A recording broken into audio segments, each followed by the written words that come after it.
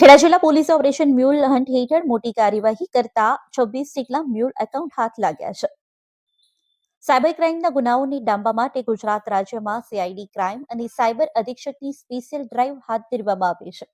જે અંતર્ગત ખેડા જિલ્લા પોલીસની ઓપરેશન મ્યુલ હન્ટ હેઠળ મોટી કાર્યવાહી હાથ ધરવામાં આવી છે, જેમાં એલસીબી, એસજી અને સાયબર સેલે મળી જુદી જુદી ટીમો બનાવી 26 જેટલા મ્યુલ એકાઉન્ટ્સ અને 357 જેટલા એટીએમ લોકેશન્સ ચેક કરવાની કામગીરી શરૂ કરી છે, જેમાં 9 ઈસમો વિરુદ્ધ ફરિયાદ સાથે 4 ગુના પણ દાખલ કરવામાં આવ્યા છે અને આ કાર્યવાહી અંતર્ગત પોલીસે 5 ઈસમોની અટકાયત પણ કરી છે.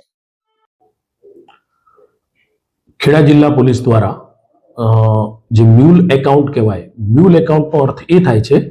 કે જે સાયબર ગુનેગારો છે એ સાયબર ગુનેગારો કોઈ પણ પ્રકારની ઓનલાઈન ઠગી જ્યારે કરે છે કે છેતરપિંડી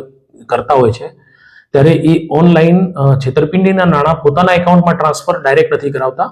એના બદલે અન્ય કોઈના બેંક ખાતા ભાડે લેતા હોય છે અને એમને એ લોકોને નાણાકીય લાભ આપી અને એ ખાતામાં નાણાં મુકાવી અને અન્ય જુદી જુદી પદ્ધતિઓથી એ ખાતાના નાણાં પોતાના ખાતામાં ટ્રાન્સફર કરે છે. આવા એકાઉન્ટ્સ છે એ એકાઉન્ટ્સ મ્યુલ એકાઉન્ટ્સ તરીકે ઓળખાય છે અને એ લોકો દ્વારા પણ આજે મ્યુલ એકાઉન્ટ્સ ખોલાવનાર વ્યક્તિઓ દ્વારા પણ ઓનલાઈન છેતરપિંડીમાં સંપૂર્ણપણે ભાગ લેવામાં આવે છે. ગુજરાતની સીઆઈડી ક્રાઇમ અને સાયબર સેન્ટર ફોર એક્સેલન્સ દ્વારા ખેડા જિલ્લાની અંદર આ પ્રકારના 26 એકાઉન્ટ અને ટોટલ 357 જેટલા એટીએમ લોકેશન્સની માહિતી ખેડા જિલ્લા સાયબર ક્રાઇમ પોલીસ સ્ટેશનને આપવામાં આવેલી, જેની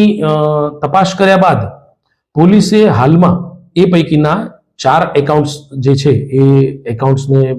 માહિતી મેળવી અને તેની વિરુદ્ધમાં 2 ગુના સાયબર ક્રાઇમ પોલીસ સ્ટેશનમાં અને 2 ગુના નડિયાદ ટાઉન પોલીસ સ્ટેશનમાં દાખલ કરેલા છે. કુલ 9 આરોપી વિરુદ્ધમાં હાલ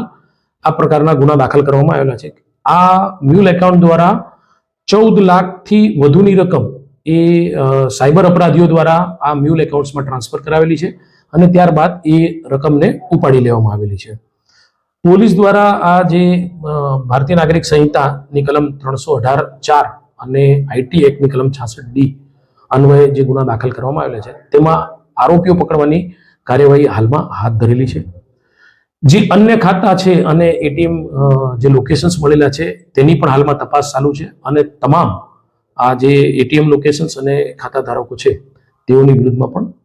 સત્વરે કાર્યવાહી હાથ ધરાશે.